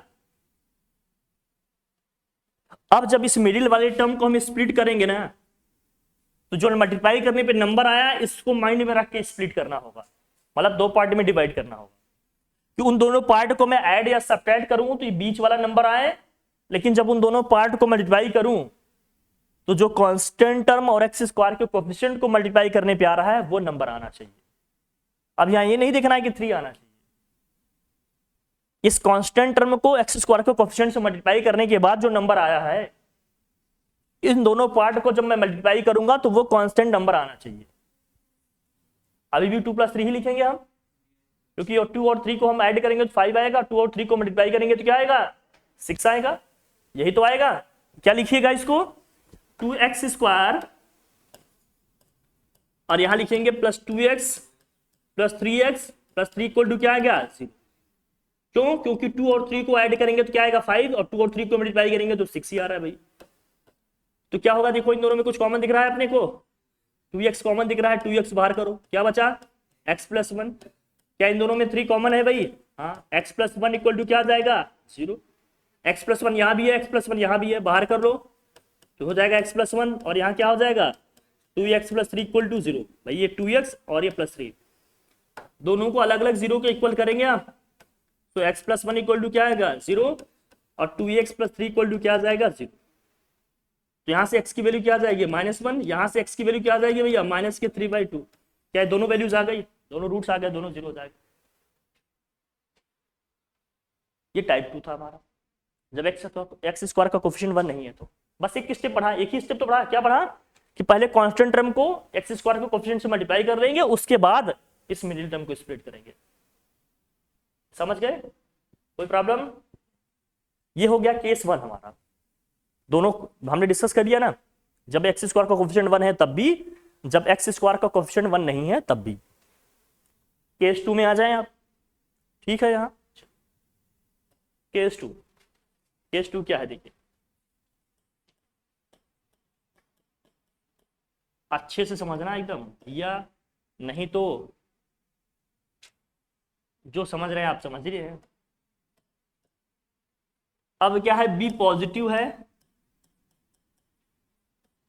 लेकिन सी क्या है, या मान लेते हैं बी नेगेटिव है, ताकि थोड़ी सी हो रहा है, बी हमारा नेगेटिव है और सी क्या है पॉजिटिव। बी नेगेटिव है लेकिन सी क्या है पॉजिटिव। बी नेगेटिव है लेकिन सी क्या है भैया। अब इसमें भी 2 टाइप बनेंगे भैया, एक हो गया टाइप 1। टाइप 1 में क्या था, जब ए क्या हो 1, मतलब एक्स स्क्वायर का कोफिशिएंट क्या हो, जब एक्स स्क्वायर का कोफिशिएंट 1 हो तो इसका कोई एग्जांपल लेते हैं भाई, करते हैं इसे। बी नेगेटिव होना चाहिए। अब मान लीजिए वही मैं सेम क्वेश्चन लिख रहा हूं, एक्स स्क्वायर माइनस के 5x प्लस 6 इक्वल टू 0 लिख दिया। अब फिर से यहां देखना, यहां कांस्टेंट टर्म क्या है 6 है, मतलब जब मैं दोनों पार्ट को मल्टीप्लाई करूं तो +6 आना चाहिए। दो नंबर को मल्टीप्लाई करूंगा तो पॉजिटिव रिजल्ट कब आएगा? जब दोनों नंबर या तो पॉजिटिव होंगे या तो दोनों नंबर क्या होंगे? नेगेटिव होंगे। जब दोनों नंबर पॉजिटिव होंगे या दोनों नंबर क्या होंगे? नेगेटिव होंगे। अगर यहां साइन नेगेटिव है तो इसका मतलब दोनों नंबर क्या होंगे? वो नेगेटिव होंगे। पीछे वाले केस में हमने देखा कि यहां जब पॉजिटिव साइन था तो दोनों पार्ट क्या थे? पॉजिटिव। इस वाले केस में हम देख रहे हैं यहां साइन अगर नेगेटिव है तो इसका मतलब दोनों पार्ट क्या होंगे? हमारे नेगेटिव होंगे। तो इसको हम नेगेटिव लिखेंगे भैया। तो -5 को आप क्या लिखिएगा? माइनस के 2x -3x लिखेंगे, क्योंकि -2 -3 करेंगे तो क्या आएगा? -5 आएगा, और -2 को -3 से मल्टीप्लाई करेंगे तो क्या आएगा? +6 आएगा। दोनों में कुछ कॉमन है क्या? बोलिए, दोनों में कुछ कॉमन है क्या? यहां x कॉमन है तो x को बाहर कर लो, x -2। जब -3 कॉमन करेंगे, देखो जब नेगेटिव साइन कॉमन करते हैं ना तो ब्रैकेट के अंदर हर एक टर्म का साइन चेंज हो जाता है। जहां जहां साइन नेगेटिव है वहां क्या हो जाएगा? पॉजिटिव। जहां पॉजिटिव है वहां क्या हो जाएगा? नेगेटिव। और नंबर जो कॉमन किए उसके बाद जो बचेगा वही लिखेंगे। भाई 6 का फैक्टर क्या होगा? 2 × 3 होगा। 3 तो कॉमन कर लियो, 2 बचेगा। लेकिन यहाँ पॉजिटिव साइन था, नेगेटिव साइन कॉमन कर रहे हैं तो यहाँ क्या हो जाएगा? नेगेटिव हो जाएगा। साइन चेंज हो जाएगा हर एक टर्म का। x -2 कॉमन है, बोलो भाई। x -2 यहाँ भी है, x -2 यहाँ भी है, बाहर कर लो तो आ जाएगा x -2, और ये हो जाएगा x -3 = 0। जब इसको हम क्या करेंगे? लिखेंगे x -2 = 0। सेकेंड टाइम आप क्या लिखेंगे? x -3 = 0। तो यहाँ से x की वैल्यू क्या आ जाएगी? 2, और यहाँ से x की वैल्यू क्या आ जाएगी भैया? 3। इसका मतलब इस केस में हमारा फैक्टर का टाइप कैसा हो गया भैया? जो दो फैक्टर बनेंगे वो किस टाइप के बनेंगे? बोलिए, x - अल्फा और x - बीटा टाइप के बनेंगे। अगर b हमारा नेगेटिव है तो फैक्टर कैसे बनेंगे? c पॉजिटिव है, x - अल्फा और x - बीटा टाइप के बनेंगे। मतलब दोनों फैक्टर में वेरिएबल और नंबर के बीच में साइन कैसा होगा? नेगेटिव होगा। इस फॉर्मेट का बनेगा। और रूट्स जो आएंगे ये, इसको इक्वल टू में 0 करेंगे तो ये आ जाएगा। ठीक, समझ में आया? इसका टाइप 2 कैसे हो सकता है? इसका टाइप 2 क्या होगा? इसका टाइप 2 क्या होगा? जब क्या है? a 1 के इक्वल नहीं है। जब a 1 के इक्वल नहीं है तो इसका कोई केस है, कोई एग्जांपल डिस्कस कर लेते हैं भाई। जैसे मान लीजिए यही दिया होता 2x² - 5x + 3 = 0। फिर वही सेम क्वेश्चन लेकर चल रहे हैं। तो आप क्या करते? एक स्टेप हमें बढ़ाना होता। इसको इससे पहले क्या करेंगे? आप मल्टीप्लाई करेंगे। 3 को 2 से मल्टीप्लाई करेंगे तो क्या होगा जरा बताना? 6 आएगा। अब इस मिडिल टर्म को इस तरह से स्प्लिट करना है। ऑब्वियस सी बात है, उनका प्रोडक्ट पॉजिटिव आ रहा है अगर, तो दोनों पार्ट हमारे क्या होने चाहिए? या तो नेगेटिव होने चाहिए या तो पॉजिटिव। लेकिन अगर यहाँ साइन नेगेटिव लिखा है जिसका मतलब दोनों पार्ट क्या होंगे? हमारे नेगेटिव होंगे। तभी तो दो नेगेटिव नंबर का प्रोडक्ट पॉजिटिव आएगा। आप कर लेते हैं इसको। तो -5 को क्या लिखेगा? फिर से वही -5 को क्या लिखेगा? -2 और -3, क्योंकि -2 -3 को मल्टीप्लाई करेंगे तो क्या आएगा भैया? +6 आएगा कि नहीं? कंडीशन दोनों सेटिस्फाई होंगी। दोनों कंडीशन क्या थी? कि दोनों पार्ट को अगर ऐड या सब्ट्रैक्ट करें तो मिडिल टर्म मिलना चाहिए विद साइन, दोनों पार्ट को मल्टीप्लाई करें तो कांस्टेंट टर्म आना चाहिए विद साइन। अब इसको करते हैं भाई। तो ये क्या आएगा जरा देखना? ये आएगा 2x² - के 2x - 3x + 3 = क्या हो गया? 0। हाँ, +3 = 0। इन दोनों में कुछ कॉमन है क्या? 2x कॉमन है, x - 1। अगर -3 कॉमन करें तो हमने कहा था साइन चेंज होगा ना भाई। x - 1 x - 1 दोनों में है, बाहर करो भाई। क्या आया? 2x - 3 = 0। जब इसको इक्वल टू में 0 करेंगे, x - 1 = 0, सेकेंड टाइम जब 2x - 3 = 0 करेंगे तो यहां से x की वैल्यू क्या आ जाएगी भाई? 1, और यहां से x की वैल्यू क्या आ जाएगी भैया? 3/2।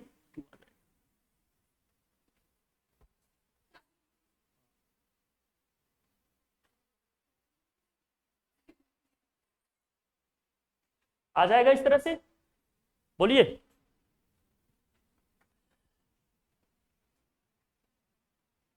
डन। ये फैक्टराइज करना आना चाहिए। केस 3 क्या बनता है देखो जरा। केस 3। देख बेटा, ये समझना पड़ेगा। केस 3 क्या है कि अगर आपका बी क्या है, पॉजिटिव है, लेकिन सी क्या है, नेगेटिव है, लेकिन सी क्या है, नेगेटिव है। सारे केसेस इसीलिए डिस्कस कर ले रहे हैं, ध्यान से देखना। अब इसमें भी टाइप 1 टाइप 2, अब ये तो समझ गए ना, बस वही मल्टीप्लाई करने का गेम रहता है, बाकी बता देते हैं, आप समझिए। अब मान लीजिए इस टाइप का कोई क्वेश्चन सपोज करिए दिया है x² और क्या है, और दिया है प्लस के 5x - 6 = 0। अब देखो क्या है, जो भी दो पार्ट में लिखूंगा उन दोनों पार्ट को मल्टीप्लाई करूंगा तो यहां क्या रहा है, -6 आएगा। दो नंबर का प्रोडक्ट नेगेटिव कब आएगा, जब एक नंबर पॉजिटिव होगा, एक क्या होगा, नेगेटिव। जब एक में साइन पॉजिटिव आएगा, एक में साइन नेगेटिव आएगा, तो कंफ्यूजन यहां ये होता है कि किसके साथ पॉजिटिव साइन लगाएं, किसके साथ नेगेटिव साइन। अगर यहां साइन पॉजिटिव है तो बड़े नंबर के साथ पॉजिटिव साइन, और साइन अगर नेगेटिव है तो बड़े नंबर के साइन नेगेटिव। अगर यहां x का कोफिशिएंट पॉजिटिव है तो बड़ा नंबर पॉजिटिव होगा, x का कोफिशिएंट नेगेटिव होगा तो बड़े नंबर का साइन क्या होगा, नेगेटिव। और एक चीज बहुत क्लियर करूं, एकदम नोट कर लो इसको, कि जब यहां कांस्टेंट टर्म नेगेटिव आए तो दोनों में से एक नंबर, कम से कम एक नंबर या दोनों में से एक नंबर हमेशा इस कांस्टेंट टर्म से बड़ा आएगा। मान लीजिए जो नंबर 5 लिखा होगा इससे एक बड़ा होगा। जब दोनों में से एक नंबर हमें पॉजिटिव लिखना हो और एक नंबर क्या लिखना हो, नेगेटिव, तो उन दोनों में से एक नंबर हमेशा क्या होगा, इस नंबर से क्या आएगा, बड़ा आएगा। सोचना आसान हो जाएगा, मैं बार बार बता रहा हूं, नहीं पीछे ही सोचते रह जाओगे, गलती होगी। आप सोचेंगे हम 2 × -3 कर दे, -6 आएगा, -3 × 2 कर दे सर 6 आ जाएगा, गलती हो जाएगी बार बार। पॉजिटिव रखना चाहते हैं तो +3 × -2 कर दे भैया, नहीं गलती हो जाएगी, क्योंकि +3 -2 करेंगे तो +1 आ जाएगा, हमें चाहिए +5। गलती कहां करेंगे मैं बता रहा हूं। आप कहेंगे 2 × -3 करेंगे सर -6 आएगा, क्यों, क्योंकि प्रोडक्ट तो -6 आ गया, लेकिन 2 जब -3 सॉल्व करेंगे तो क्या आएगा, -1 आएगा, जबकि हमें चाहिए नहीं। हम कहें चलो ठीक है -3 नहीं, +3 × -2 कर दें तो -6 आ जाएगा, और +3 -2 कर दे भैया तो +1 आएगा। हमें +5 चाहिए था ना, 1 थोड़ी चाहिए।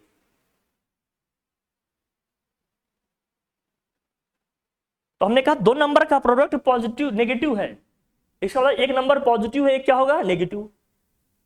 अगर x का कोफिशिएंट मतलब जो b लिखा है, अगर ये पॉजिटिव है तो बड़ा नंबर क्या होगा, पॉजिटिव होगा, छोटा नंबर क्या होगा, नेगेटिव होगा। अब जो बड़ा नंबर होगा हमेशा इस नंबर से बड़ा होगा, तो 6 माइनस क्या लिखिएगा, 1।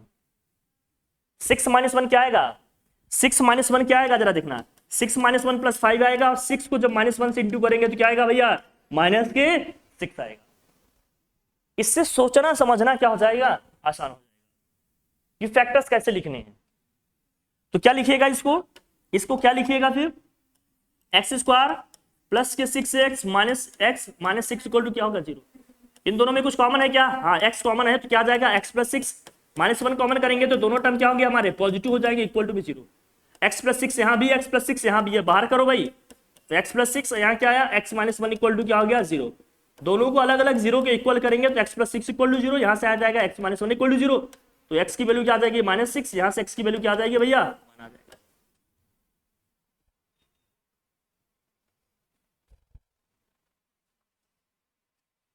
बात समझ में आया क्या।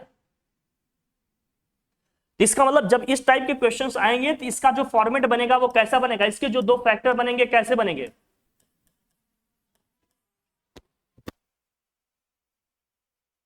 इसके जो दो फैक्टर बनेंगे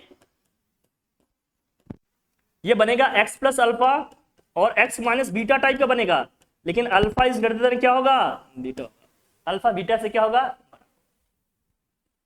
तब इस तरह की इक्वेशन का फॉर्मेट क्या बनेगा, x + अल्फा और x - बीटा, जहां अल्फा क्या होगा, हमेशा बीटा से बड़ा होगा। मैं बार बार कह रहा हूं, अगर एक कांस्टेंट टर्म नेगेटिव आ रहा है तो इस मिडिल टर्म में एक टर्म जो होगा इस मिडिल टर्म से क्या आएगा, बड़ा आएगा। अब ये देखना होगा बड़ा नंबर पॉजिटिव होगा कि नेगेटिव, तो ये इसका साइन बताएगा। अगर यहाँ पॉजिटिव साइन है तो बड़ा नंबर पॉजिटिव होगा, छोटा नंबर क्या होगा, नेगेटिव होगा। नेगेटिव साइन होता तो बड़ा नंबर नेगेटिव होता, छोटा नंबर पॉजिटिव। हाँ बेटा नंबर की बात कर रहा हूँ सर, साइन की नहीं बात कर रहा हूँ। यहाँ जो लिखेंगे हम लोग, ठीक है, यहाँ जो लिखेंगे स्टार्टिंग में जब स्प्लिट करेंगे, समझ में आई बात? ठीक है, कहीं भी देख लेना एक्स वाई जेड, कोई भी क्वेश्चन दिया रहेगा केस 4, फिर वही टाइप 2 इसका है वही, जब एक्स स्क्वायर को कोई भी कोफिशिएंट दिया रहेगा मल्टीप्लाई कर लेंगे ना, फिर मल्टीप्लाई करके उसको स्प्लिट करना रहेगा। केस 4, केस 4 हमारा क्या है देखो जरा,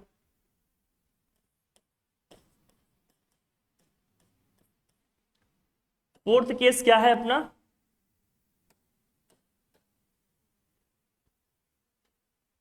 जब x मतलब b क्या है हमारा, जब b भी नेगेटिव है और क्या है भैया c भी नेगेटिव है, b भी नेगेटिव है और क्या है c भी। जैसे इसी सेम क्वेश्चन को मैं लेता हूं, मैं लिख दिया x square minus 5x minus 6 equal to 0, मतलब दोनों नेगेटिव आ रहे हैं, हम कांस्टेंट टर्म पे स्टिक करेंगे, कांस्टेंट टर्म नेगेटिव आ रहा है, इसका मतलब दोनों में दोनों नंबर को मल्टीप्लाई करेंगे, रिजल्ट हमेशा क्या आना चाहिए, नेगेटिव आना चाहिए।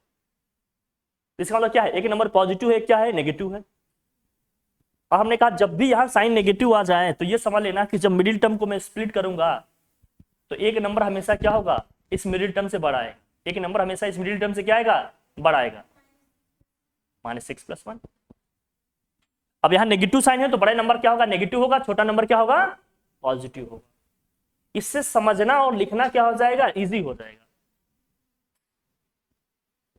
तो हम क्या लिखेंगे इसको, देखो फिर से क्या है भाई इसको लिखेंगे -6 + 1 लिखेंगे तो क्या आएगा, -5 आएगा, और -6 को 1 से इंटू करेंगे तो क्या आएगा भैया, -6 आ जाएगा।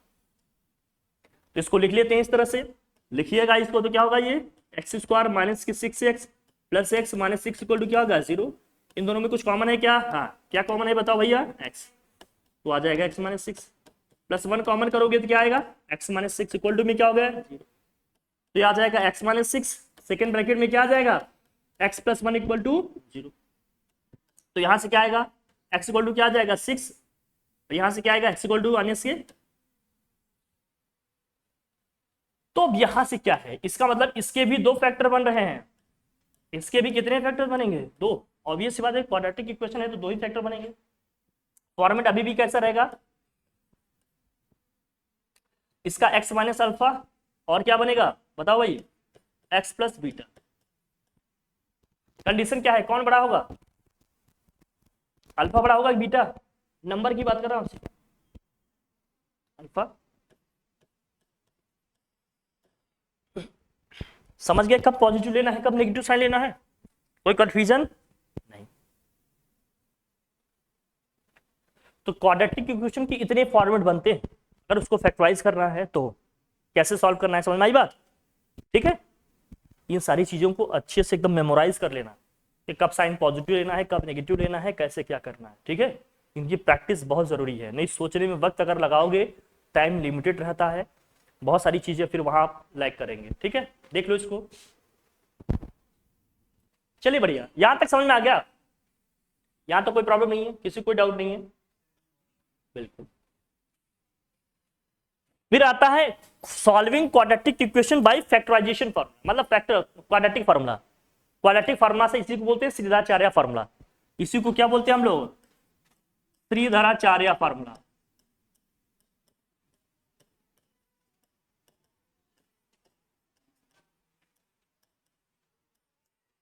श्रीधराचार्य फार्मूला क्या है, क्वाड्रेटिक फार्मूला हमारा, अगर हमारे पास स्टैंडर्ड क्वाड्रेटिक इक्वेशन लिखा है ax square plus bx plus c equal to 0, जिसमें a की वैल्यू 0 नहीं हो सकती,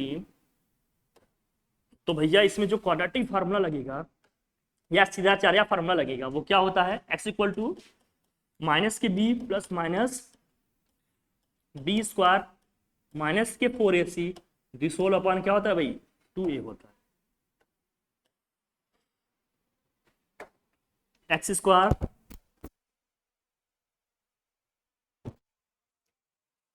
मतलब x equal to minus B plus minus root में b square minus 4ac upon क्या होता है भैया 2a होता है।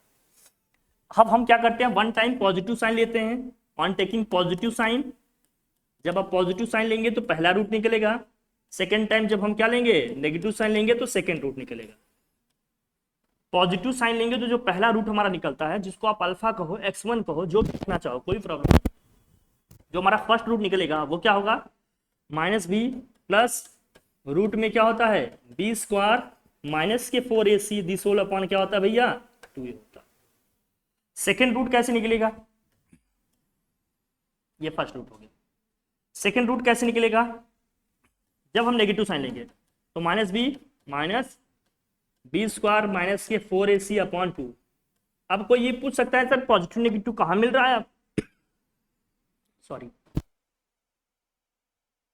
कहाँ मिल रहा है, तो ये साइन देखो यहां पर साइन है ना, एक पॉजिटिव एक क्या है, एक बार ये पॉजिटिव साइन लेंगे तो ये बनेगा, सेकेंड टाइम ये नीचे वाला नेगेटिव साइन लेंगे तो ये बनेगा। क्योंकि क्वाड्रेटिक इक्वेशन है तो दो रूट निकलेंगे ना, इसके दो सॉल्यूशन निकलेंगे, दो सॉल्यूशन निकलेंगे, दोनों कैसे निकलेंगे, क्वाड्रेटिक फार्मूला लगाएंगे, इससे करेंगे इसको। फार्मूला ये है हमारा x equal to minus B plus minus root में b square minus 4ac upon 2a।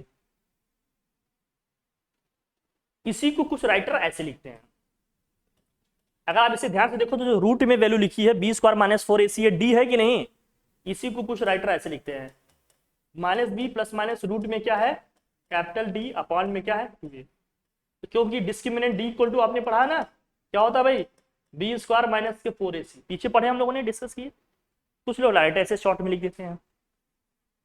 Quadratic फार्मूले से जब हम क्वेश्चन करने जा रहे हैं क्वाड्रेटिक इक्वेशन के, तो मुझे कुछ रूट की वैल्यूज याद होनी चाहिए, कुछ रूट्स की वैल्यूज हमें याद होनी चाहिए।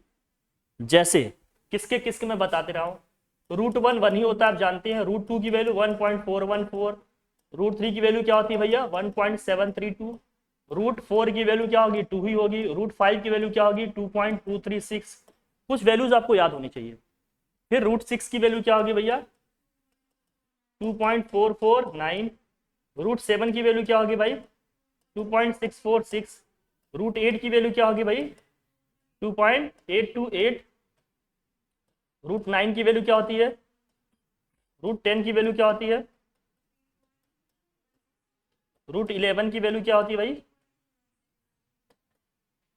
3.316 होता है भाई। ठीक, इसी तरह से रूट 12 की वैल्यू होती है, और रूट 13 की, रूट 13 की वैल्यू क्या होती है, रूट 12 की वैल्यू, इतनी वैल्यूज आपको कम से कम लर्न होनी चाहिए। बाकी रूट्स निकालने की ट्रिक वगैरह हम लोगों ने डिस्कस किए हैं, इतनी रूट की वैल्यूज कम से कम लर्न करके रखो, एग्जामिनेशन हॉल में क्वेश्चन आ गया रूट्स निकालने बैठ जाओगे तो काफी टाइम जाएगा। अब आ गया रूट में 48, रूट में 48 को कैसे लिखिएगा, कहीं आ गया क्वेश्चन सॉल्व कर रहे हैं रूट में 48, और रूट 48 को आप क्या लिखिएगा 48 को हम लिख सकते हैं क्या भाई 16 इंटू 3, 16 का स्क्वायर रूट 4, 4 रूट 3, रूट 3 की वैल्यू आपको पता है सीधे रख देंगे 1.732, जो भी करना हो कर लेंगे। बात समझ में आ गई, ठीक है। तो क्वाड्रेटिक फार्मूले से इस तरह से क्वेश्चन को करना है। क्वाड्रेटिक फार्मूला ये है, कुछ रूट की वैल्यूज आपको याद होनी चाहिए, बाकी डिवीजन मेथड से रूट्स निकालना आपको आता ही होगा, फैक्टराइजेशन से कर लेंगे। बहुत बार परफेक्ट स्क्वायर नहीं होते तो डिवीजन मेथड से ही करेंगे, उसके लिए कुछ रूट्स की वैल्यू याद होंगे। जैसे हमने कहा रूट में 48 आ गया, किसी का स्क्वायर है क्या, ये नहीं है, तो 48 को फैक्टराइज किए भाई 4 रूट 3 की वैल्यू पता रख दिए, सीधे आंसर आ जाएगा अपना, नहीं वही वैल्यू निकालने बैठ जाएंगे हम। ठीक है, कुछ ट्रिक्स वगैरह भी हम लोग ने डिस्कस किए, वहां से भी आप कर सकते हैं, उसको अच्छे से समझ सकते हैं, हो जाएगा हर चीज। कुछ की इसके साथ जो टर्म्स जुड़े हैं, जैसे क्वाड्रेटिक इक्वेशन के क्वेश्चन आते हैं तो इसके साथ कुछ टर्म्स जुड़े हैं, उनको समझना। जैसे क्वेश्चन में कहता है आपसे 2 सिग्निफिकेंट फिगर्स तक आंसर देखना, जो भी आपको आंसर लिखना है ना, आंसर अपना कह रहा है give your answer correct to 2 significant figures, 2 significant figures, 2 significant figures में जब आपको आंसर देना हो तो आप क्या देखिएगा ध्यान से, जब 2 सिग्निफिकेंट फिगर्स में हमें आंसर देना हो तो आंसर में हमारे केवल और केवल कितने होने चाहिए 2 डिजिट होने चाहिए। कितने डिजिट होने चाहिए, केवल 2 डिजिट्स। मतलब अगर हमारा आंसर आ रहा है क्या 2.456, तो हमें केवल 2 डिजिट रखने हैं, हमें केवल कितने डिजिट रखने हैं, तो आप 6 को रिमूव करेंगे साइड में 1 ऐड होगा, फिर इसको ऐड रिमूव करेंगे इसमें 1 ऐड होगा, तो हमारा जो फाइनल आंसर निकल के आएगा क्या आएगा 2.5, ये हमारा क्या हो जाएगा आंसर। 2 सिग्निफिकेंट फिगर्स में अगर हमें लिखना होगा, हम जानते हैं जब नंबर को रिमूव करते हैं वो नंबर अगर 5 से ज्यादा हो तो साइड में 1 ऐड कर देते हैं ना, तो 6 को रिमूव करेंगे 5 से ज्यादा है, 5 में ऐड हो गया 6, 6 को फिर से रिमूव करेंगे तो भाई साइड में 1 ऐड हो जाएगा 5, तो आंसर हमारा आ जाएगा 2.5। टू सिग्निफिकेंट फिगर्स में आंसर देने का मतलब आंसर में हमारे केवल कितने डिजिट आने चाहिए, 2 डिजिट आने चाहिए, बाकी सबको रिमूव कर देंगे। नो मैटर कि डेसिमल के पहले आ रहा है डेसिमल के बाद, कुल मिलाकर केवल 2 ही डिजिट आने हैं आंसर में, चाहे वो डेसिमल के पहले हो दोनों, चाहे डेसिमल के बाद हो, या एक डेसिमल के पहले हो एक डेसिमल के बाद। अब कहेगा 3 सिग्निफिकेंट फिगर्स, तो कितने डिजिट होने चाहिए, समझ में आया ना। इसी तरह से कहेंगे 3 सिग्निफिकेंट फिगर्स,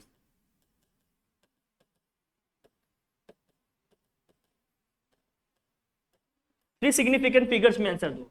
अगर इसी सेम क्वेश्चन को लूं 3 सिग्निफिकेंट फिगर्स में आंसर देने हैं तो यहां से यहां तक हम लेंगे, तो जाएगा कितना हमारा 2.46 हो जाएगा, मतलब 3 डिजिट आने चाहिए। कितने डिजिट आने चाहिए फिर, 3 डिजिट्स आने चाहिए। आंसर में हमारे कितने डिजिट्स आने चाहिए, 3 डिजिट आने चाहिए। कभी बोलेगा 2 डेसिमल प्लेसेस, क्या बोलेगा भैया, 2 डेसिमल प्लेसेस, 2 डेसिमल प्लेसेस की हम बात करेंगे। कहेगा give your answer correct to 2 decimal places, तो डेसिमल में कितने डिजिट आने चाहिए, तो आफ्टर डेसिमल कितने डिजिट आने चाहिए, 2 डिजिट्स आने चाहिए। अगर इसी सेम को हम लें तो यहां क्या लिखेंगे भाई, देखो 2.456 है, 6 को रिमूव करेंगे कितना आ जाएगा, 2.46 आ जाएगा। मतलब डेसिमल के बाद 2 डिजिट आनी चाहिए, डेसिमल के पहले कितने हैं इससे कोई मतलब नहीं है। 1 डेसिमल प्लेस तक कहता है तो 2.5 तक जाते हैं। बात समझ में आ रही है, ध्यान रखना। तो इन टर्म्स से भी थोड़ा सा फेमिलियर रहना क्या है, जरूरी है। क्वाड्रेटिक क्वेश्चन में मोटा मोटा इतना ध्यान रखना, क्वाड्रेटिक फार्मूले से क्वेश्चन कैसे करेंगे, एग्जांपल लेते हैं फिर इसको क्या करते हैं अपन, problem based on quadratic equation में करेंगे, जिसमें आपके वर्ड प्रॉब्लम आते हैं उनकी अलग से क्लास लेंगे, उसकी प्रैक्टिस करेंगे, फिर आपको बताएंगे उसमें सोचना कैसे होगा, क्वाड्रेटिक इक्वेशन बनाना कैसे होगा। मेरा यकीन करिए अगर इतनी चीजों में आपकी कमांड है तो वहां बस एक स्टेप और बढ़ेगा, क्या कि जो भी कंडीशन हमें दिए हैं, जो भी स्टोरी या सेंटेंस दिया है उसको कैसे इक्वेशन उससे फॉर्म करें। इक्वेशन आपने फॉर्म कर लिया तो इक्वेशन को सॉल्व करने के आपके पास इतने फॉर्मेट हैं, इतने तरीके से चीजों को सोचना है, करना है, तो क्वेश्चन करना क्या हो जाएगा, इजी हो जाएगा। इसलिए हर तरह की चीजों में कमांड होना बहुत क्या है, जरूरी है। हर छोटी सी छोटी, बड़ी से बड़ी चीज, इवन कोफिशिएंट भी लिखने आनी चाहिए आपको, साइन के साथ, साइन के बिना कब लिखना है ये आना चाहिए। विद साइन कब लिखते हैं, जब नेगेटिव साइन हो, साइन अगर पॉजिटिव है तो मेंशन करने की जरूरत नहीं, वो अंडरस्टूड है, पॉजिटिव है। ठीक, क्लियर है बात अपनी, डन। ये क्वाड्रेटिक इक्वेशन का जो फॉर्मूला हम लोगों ने लिखा है, इस पे एक क्वेश्चन की प्रैक्टिस कर लेते हैं। सपोज करो क्वेश्चन दिया है आपके पास, मान लीजिए दिया है 2x² plus 3x, 2x² plus 3x और प्लस क्या दिया है, कुछ भी दिया है, सपोज करो -1 = 0 दिया है।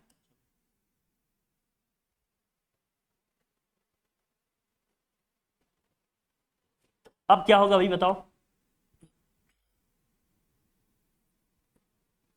मान लेते हैं इसको 2 दिया है सपोज करो, चलो 2 ले लिए, थोड़ा लिखना आसान हो जाएगा।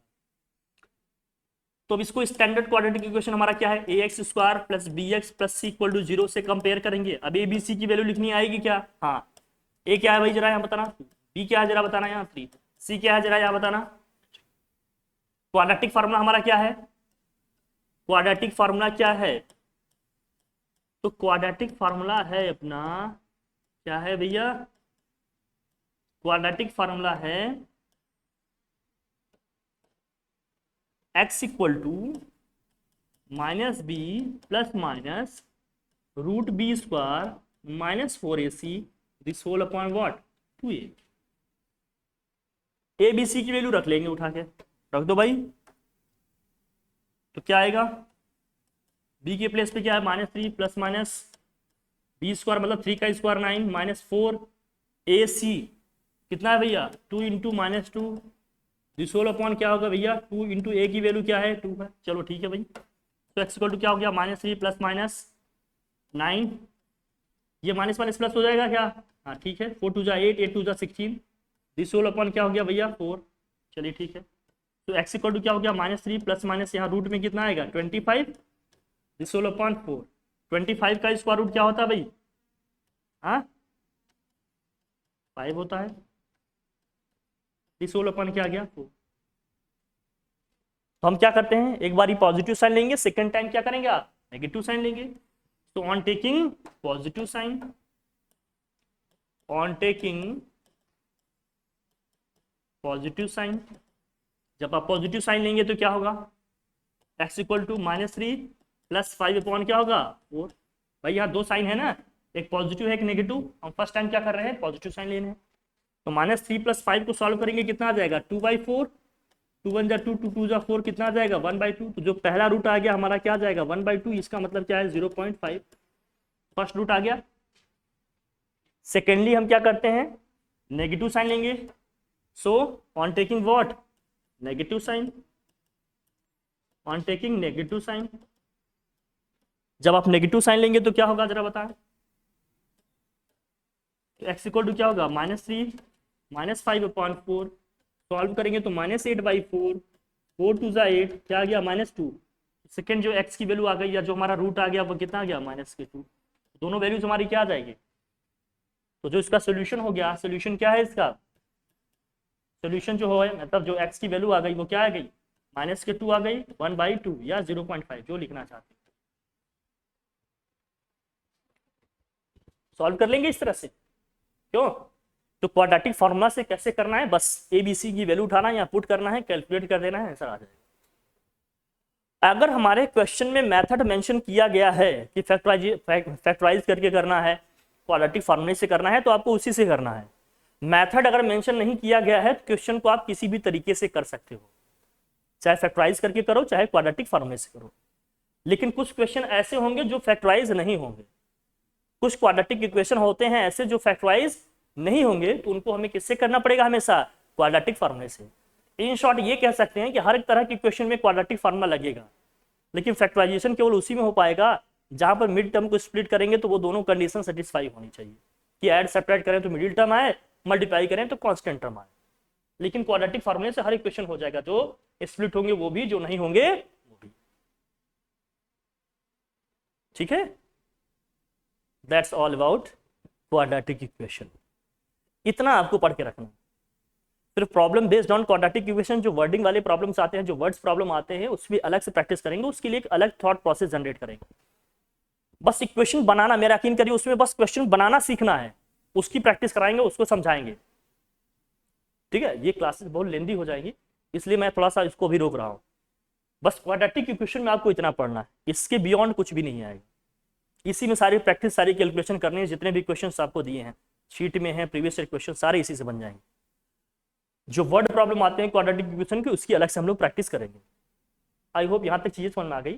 बाकी ये लेक्चर्स रिकॉर्डेड है, आपके पास रहेंगे, एकदम आराम से देखिएगा, पढ़िएगा उसको। ठीक है, समझे यहाँ तक क्लियर है अपना? ठीक है फिर, ठीक है, ठीक। So thank you for the day, जय हिंद।